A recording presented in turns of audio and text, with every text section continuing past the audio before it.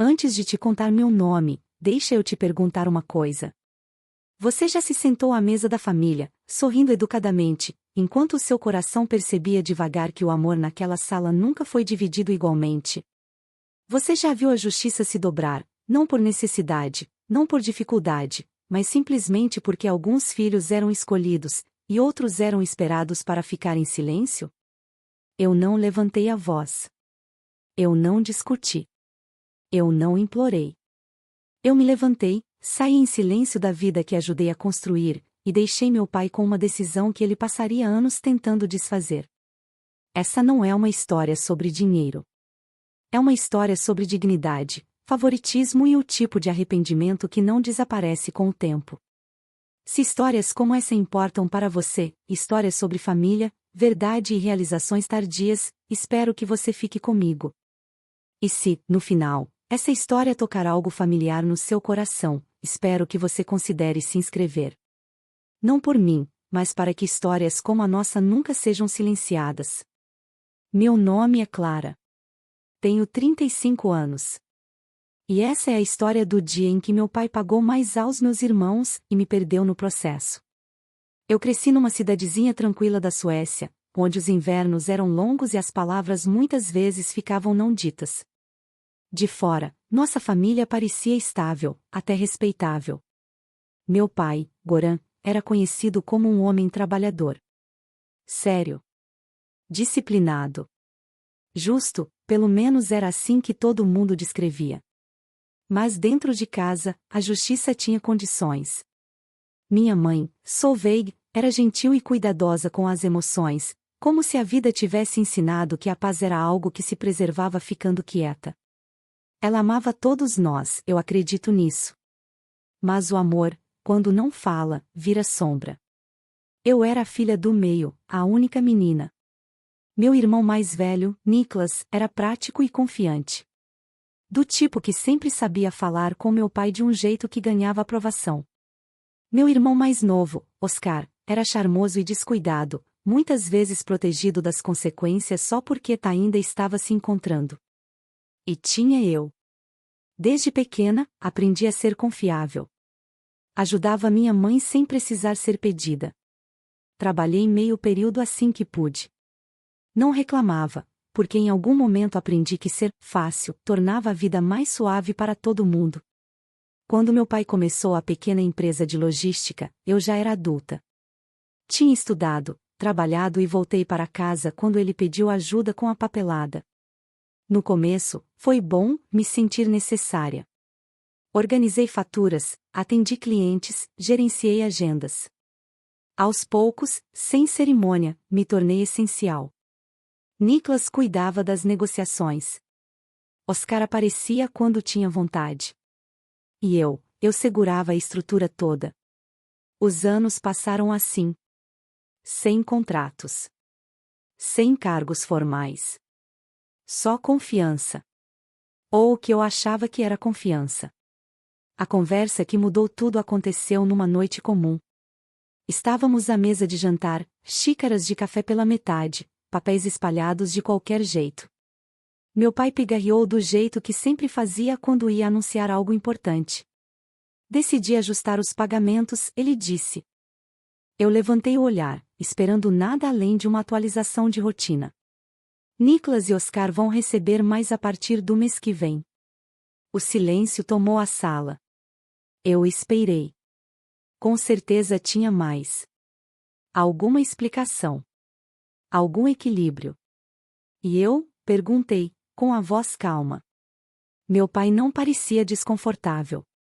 Isso foi o que mais doeu.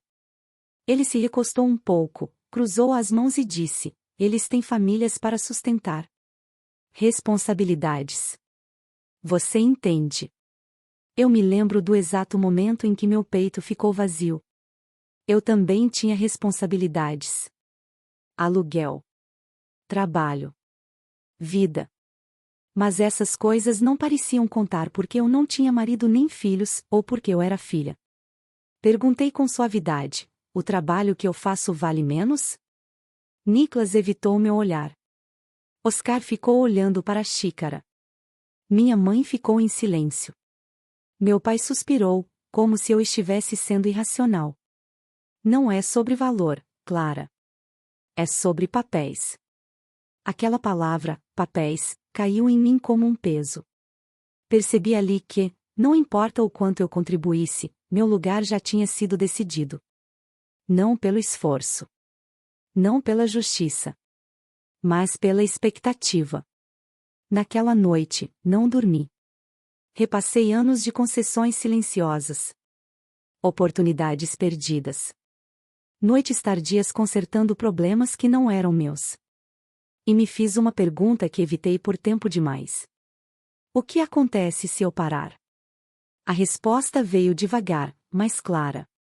2 semanas depois, pedi para meu pai me encontrar no escritório cedo, antes dos outros chegarem.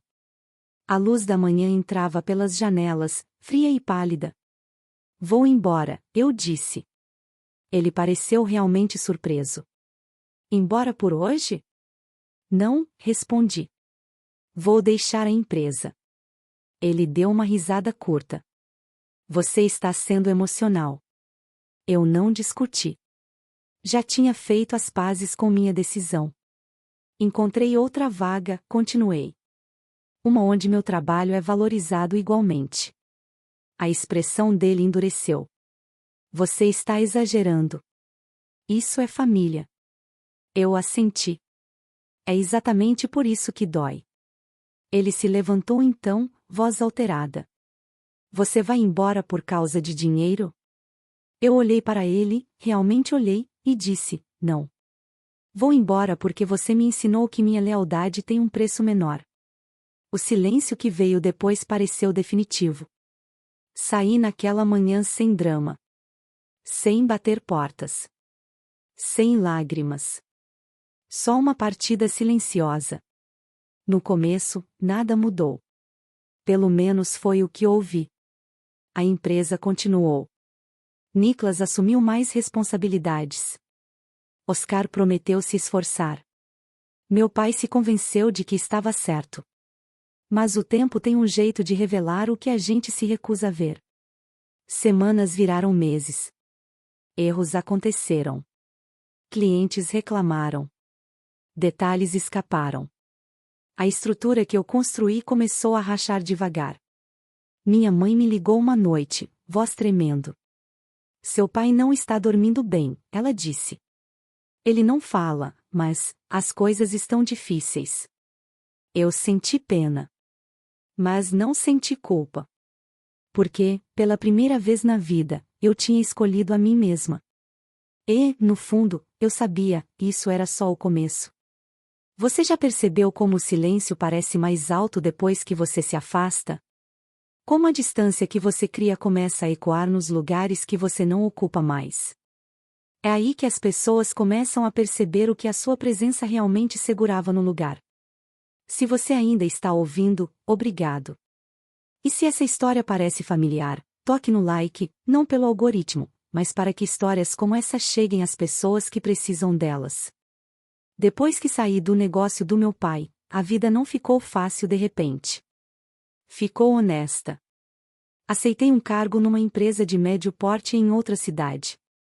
Nada glamouroso. Mas, pela primeira vez, o contrato tinha o meu nome. Meu salário era claro. Meu papel era definido. Sem favores. Sem expectativas silenciosas. Só trabalho, e respeito em troca. À noite, porém, meus pensamentos voltavam para aquela mesa de jantar. Para os olhos quietos da minha mãe. Para a certeza do meu pai. Para o silêncio dos meus irmãos. Niklas me ligou primeiro, cerca de um mês depois que eu saí. Você não precisava ter feito isso assim, ele disse. O pai está sob muita pressão. Eu perguntei calmamente, você já questionou por que eu ganhava menos? Ele fez uma pausa. Não era assim que as coisas funcionavam. Exatamente. Oscar nunca ligou. Nenhuma vez. Depois soube que ele começou a perder prazos, chegar atrasado, achando que alguém ia limpar a bagunça dele, como sempre tinha sido. Minha mãe tentou mediar. Me convidou para um café numa tarde, as mãos tremendo levemente enquanto servia. Ele tem orgulho, Clara, ela sussurrou. Não sabe admitir erros. Eu olhei para ela e perguntei baixinho, e você, mamãe? Achava justo? Ela não respondeu. E essa resposta me disse tudo. Então veio a ligação que eu não esperava. Era o meu pai. A voz dele parecia mais velha. Mais fina. As contas estão uma bagunça, ele disse. Os clientes estão insatisfeitos. Nicholas está sobrecarregado. Eu escutei em silêncio. Preciso que você volte, ele continuou. Podemos conversar sobre as coisas. Aí estava. Não era um pedido de desculpas. Era uma negociação. Estou aberta a conversar, eu respondi. Mas não a voltar nas mesmas condições. Ele suspirou pesado. Você está dificultando as coisas. Quase ri. Quase. O que seria justo? Perguntei. Silêncio. Vou pensar, ele disse por fim.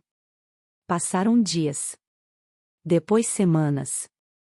Nesse tempo, algo inesperado aconteceu, eu comecei a me sentir mais leve. Dormia melhor. Ria mais. Parei de ensaiar conversas na minha cabeça.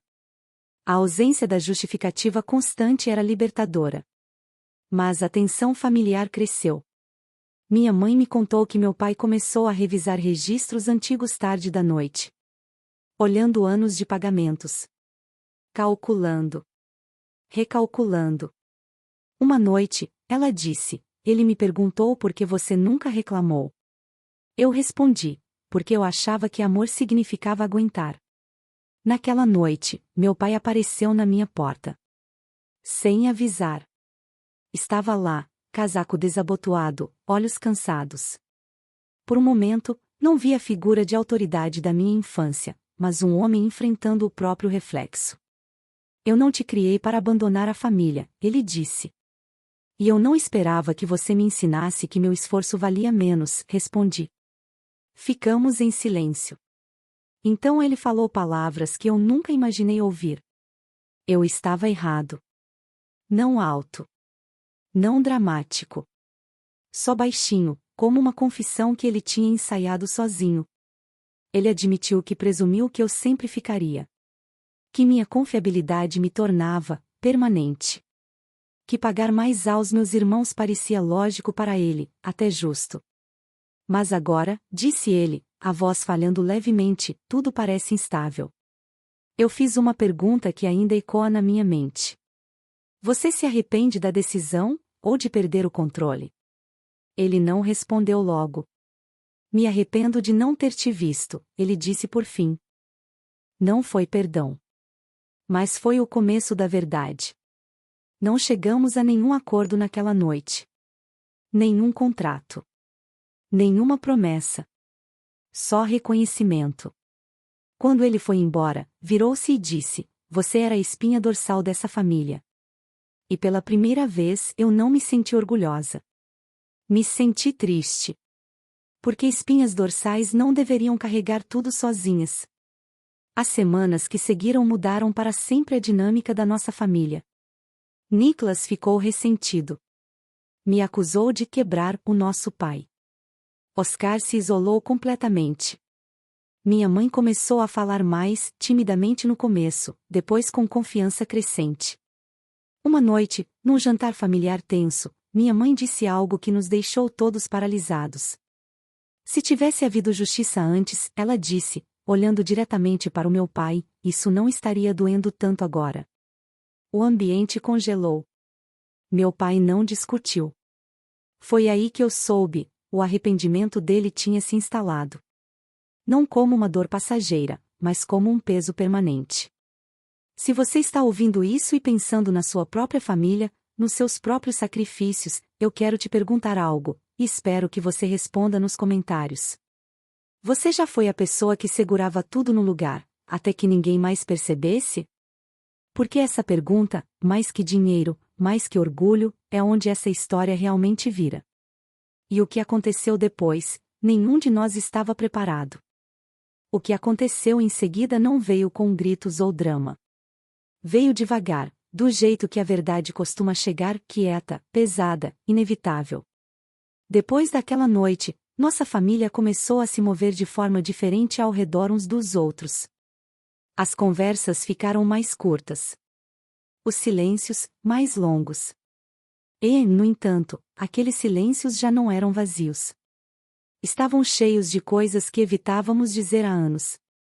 Meu pai, Goran, parou de se chamar de ocupado. Em vez disso, começou a dizer que estava cansado. Só isso já me mostrou que algo dentro dele tinha mudado. O negócio não desabou, mas sofreu. Não porque meus irmãos não fossem capazes, mas porque nunca aprenderam a carregar o peso invisível que eu carregava sem reconhecimento. Prazos escapavam. Pequenos detalhes eram esquecidos. Clientes reclamavam de coisas que antes eram resolvidas antes mesmo de virarem problemas. Uma noite, minha mãe me ligou baixinho. Ele fica sentado à mesa da cozinha depois do jantar, ela disse.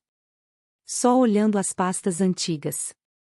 Às vezes, passa o dedo sobre a sua letra nos documentos.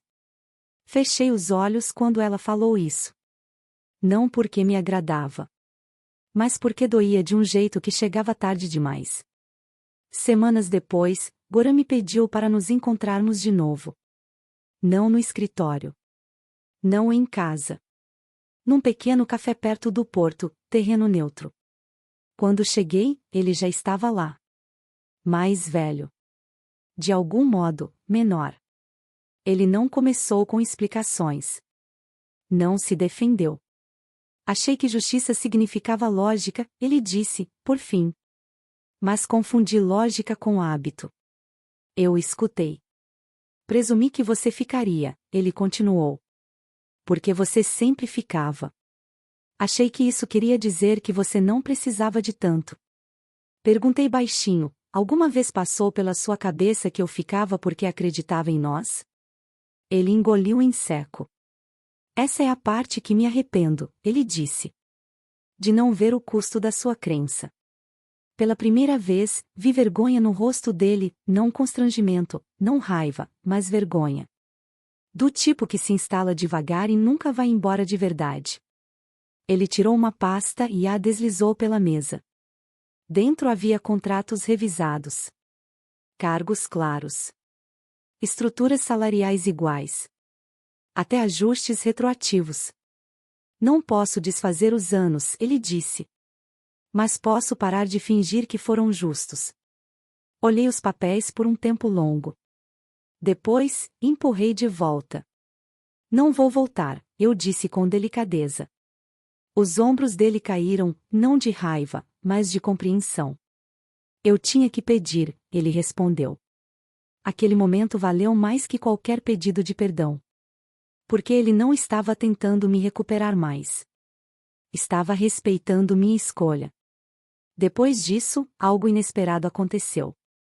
Nossa família começou a se curar, não voltando ao que éramos, mas reconhecendo o que nunca tínhamos sido.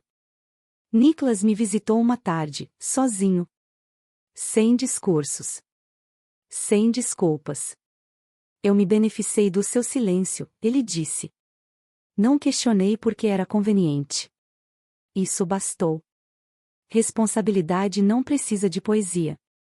Oscar continuou distante.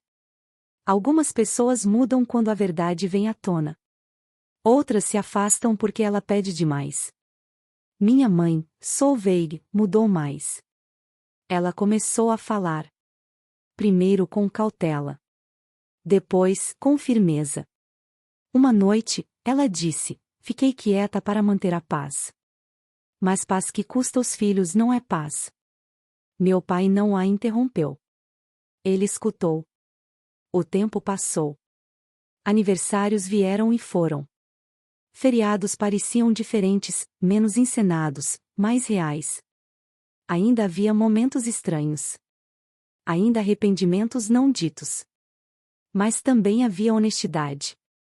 Uma noite, muito depois de tudo se acalmar, meu pai disse algo que ainda ecoou em mim. Sempre acreditei que arrependimento vinha de perder algo, ele disse. Mas arrependimento vem do entendimento, quando você finalmente vê a verdade e percebe que viveu tempo demais sem ela. Essa frase ficou comigo porque guarda o coração dessa história. Favoritismo não fere só a criança ignorada. Ele remodela quem o pratica. Eu não me afastei para punir meu pai. Me afastei porque ficar não o ensinaria nada. E ele viveu para se arrepender, não porque perdeu uma filha, mas porque finalmente entendeu o valor dela depois que ela parou de prová-lo. Se você está ouvindo isso e algo parece desconfortavelmente familiar, deixa eu te perguntar uma coisa com sinceridade. Você tem sido confiável? O quieto? Aquele que segurava tudo enquanto os outros eram recompensados? Se sim, quero que você ouça isso bem claro. Seu valor nunca foi medido pelo quanto você aguentou. E se afastar não significa que você parou de amar, significa que você parou de desaparecer. Essa história não é sobre vingança. É sobre dignidade. E dignidade, uma vez recuperada, muda tudo. Se essa história tocou você, compartilhe seus pensamentos nos comentários. Muitas pessoas que estão ouvindo carregam silêncios parecidos, e sua voz pode ajudar elas a se sentirem menos sozinhas.